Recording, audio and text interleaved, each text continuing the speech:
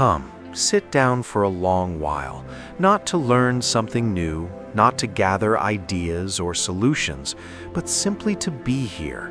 Because the subject before us cannot be grasped by effort or improved by clever thinking. It can only be approached gently, slowly, the way one approaches a sleeping child, with care not to wake what needs rest. There are wounds that words cannot reach, places inside the heart where language falls short, where explanations feel hollow, where advice sounds distant, and where even the most loving voices cannot enter. And when we encounter these places, we often feel helpless, believing that if we cannot speak about the pain, we cannot heal it. And so we try harder, searching for the right words, the right story, the right understanding, not realizing that healing at a certain depth does not happen through speaking, but through listening, and sometimes through silence. Silence is often misunderstood, mistaken for avoidance, weakness, or emptiness. But a monk learns that silence is not the absence of life. It is the space where life reveals itself without distortion, without being shaped into sentences, without being judged or defended. Words are useful. They help us communicate, organize, and connect. But words also have limits because they are born from the mind, and some pain lives deeper than thought, stored in the body, in the breath, in the nervous system, in the quiet memories that do not form clear narratives. And when we try to reach these places with words, we may only skim the surface. Silence, when entered with awareness, does not demand anything from the heart. It does not ask for clarity or explanation. It simply allows what is present to be present. And this allowance is often the first true kindness we offer ourselves after long periods of inner struggle. A monk does not fear silence because he has learned that silence is not empty, it is full of sensations, emotions, memories, and subtle movements of the heart that are usually drowned out by noise, distraction, and constant inner commentary.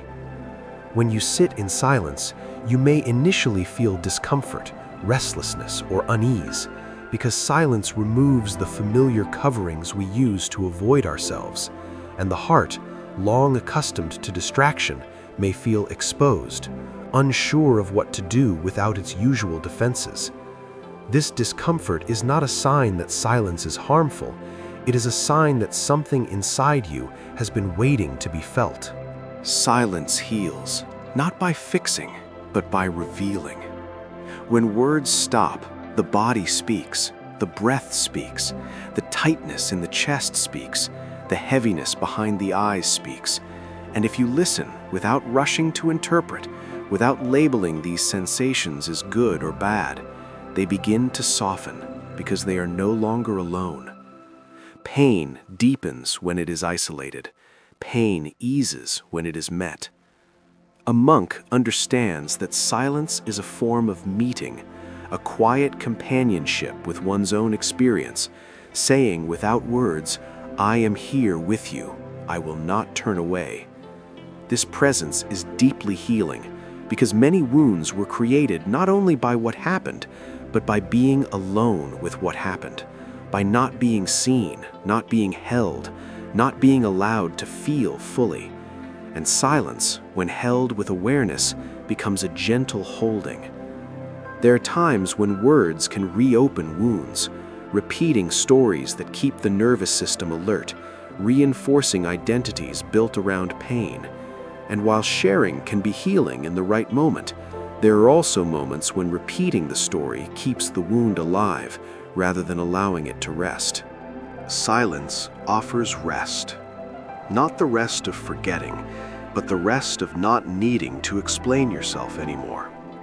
In silence, you do not have to justify your pain, prove its seriousness, or defend its existence. You simply allow it to be as it is, without argument. And this lack of resistance creates space for the heart to reorganize itself naturally. A monk trusts this natural intelligence of the heart, knowing that just as the body knows how to heal a cut when it is kept clean and protected, the heart knows how to heal emotional wounds when it is given safety, patience, and presence. Silence provides these conditions.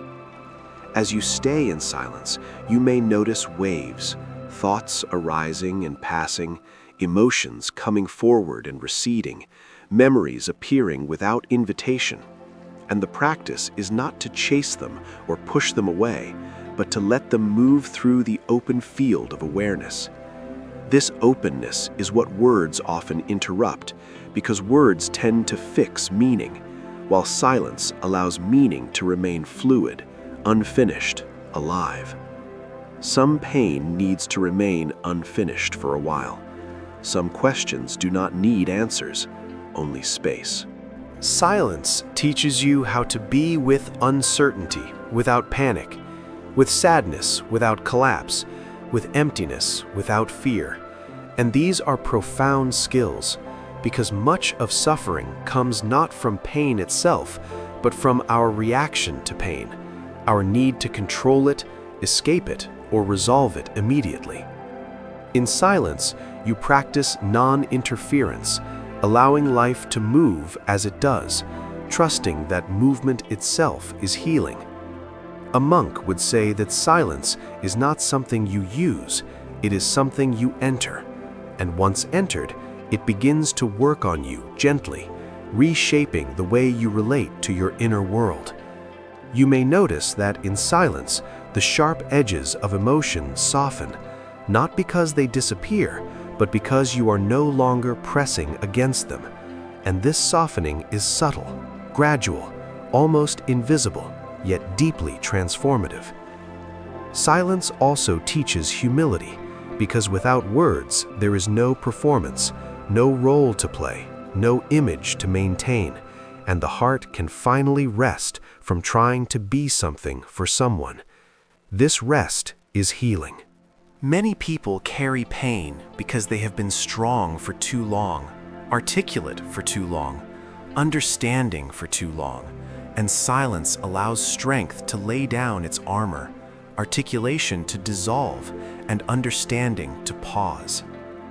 A monk values this pause because wisdom often arises not from effort but from stillness.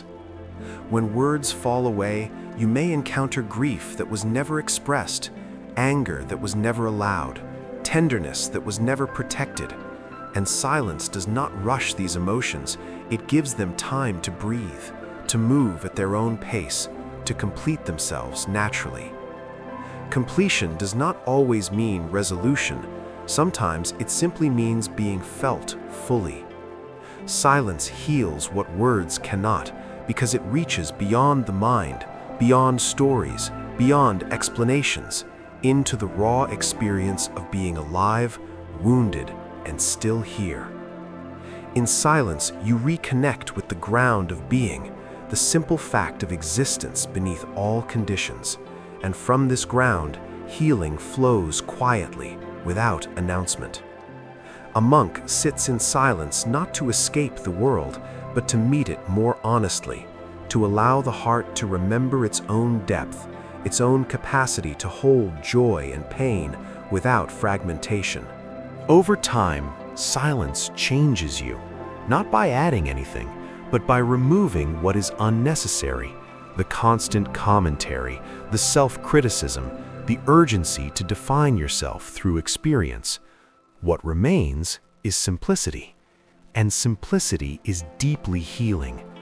When you return to words after silence, they carry a different quality, slower, truer, less reactive, because they arise from a place that has been touched by stillness. But even then, the monk remembers that words are visitors and silence is home. So when you find yourself at a loss for words, when explanations fail, when advice feels empty, do not despair. Do not force speech where it does not belong.